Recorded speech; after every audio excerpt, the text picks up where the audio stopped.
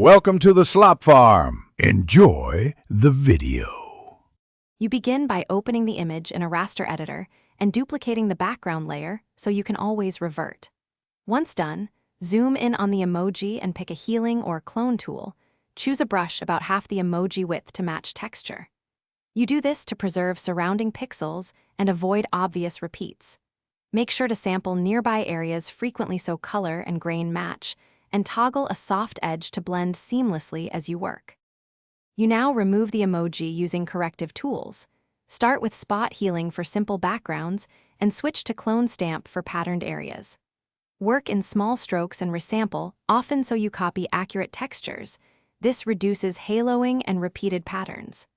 Once the bulk is gone, refine edges with a layer mask and a soft brush to blend transitions without destroying detail. Remember to alternate between zoom levels to check global consistency and correct any misaligned textures.